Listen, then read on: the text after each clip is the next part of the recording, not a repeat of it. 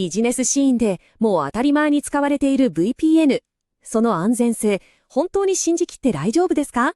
実はですね、一歩使い方を間違えるだけで、会社の存続を揺るがしかねない、とんでもない法的リスクが潜んでいるんですよ。今回は多くの人が見過ごしがちな、この企業の VPN 利用と世界の法規制っていう非常に重要なテーマに切り込んでいきたいと思います。あなたの会社が使っているその VPN、もしかしたら違法かもしれません。なんて言われたら、セキュリティ対策のために導入してるのになんでって思いますよね。でも、その常識こそが、実はグローバルビジネスの大きな落とし穴なんです。なぜそう言えるのか、これからじっくりその理由を解き明かしていきますよ。まず大前提として、VPN が現代のビジネスにとってもはや生命線だということは皆さんご存知の通りです。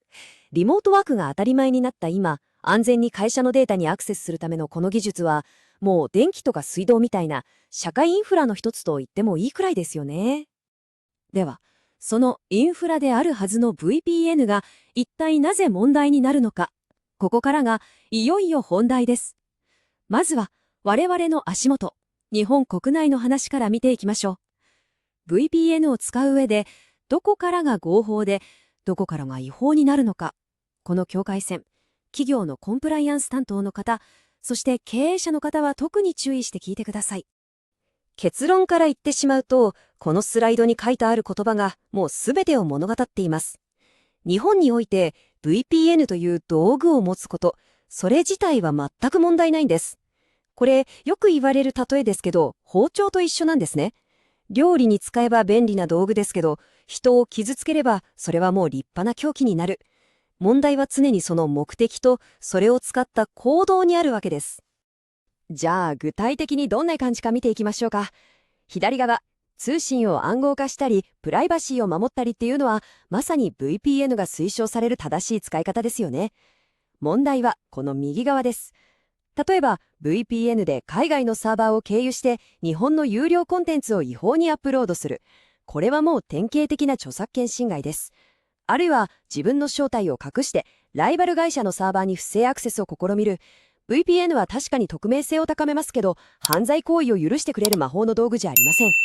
ここで一番大事なのは、これらの行為は VPN があってもなくても、それ自体がもう明確な犯罪だっていうことなんです。さて、日本国内の話はなんとなくわかりましたよね。でもビジネスが世界中に広がっている今、海外の状況はどうなってるんでしょうか。ここからが経営者の方にとって特に注意が必要な、まさに法的な地雷原とも言えるエリアに足を踏み入れていきます。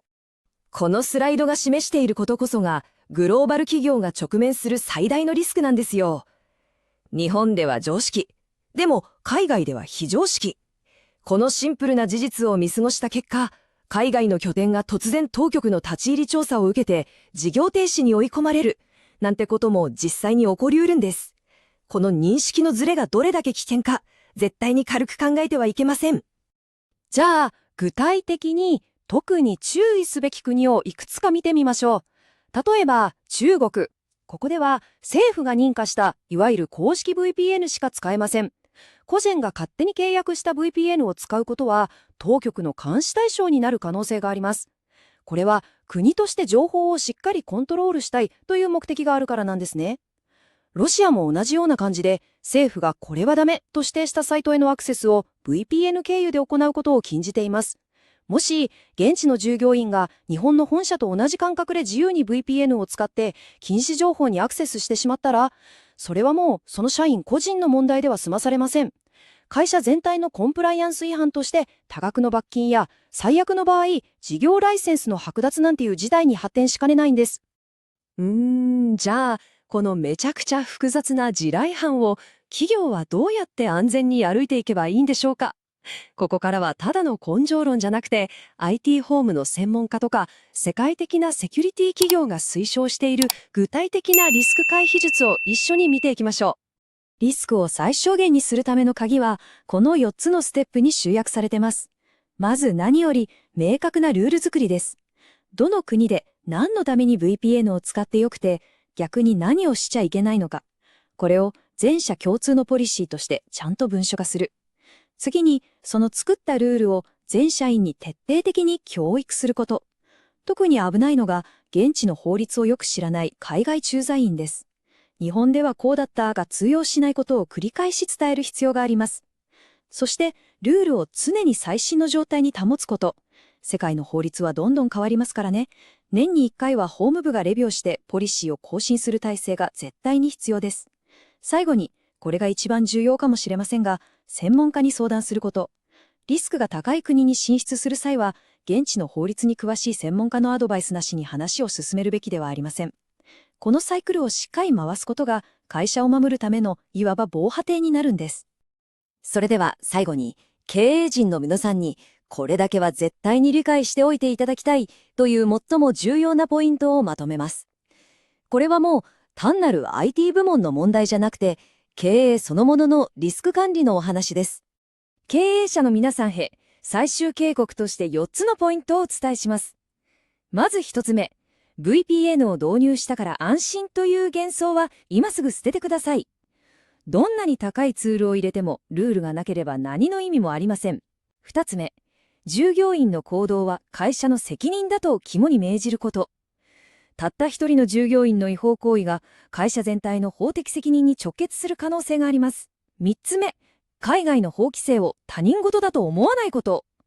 リスクは常に変化し、すぐそこにある現実のものです。そして最後に、最も危険な過ちが見て見ぬふりをすること。潜在的なリスクを放置するっていうのは時限爆弾を抱えているのと同じです。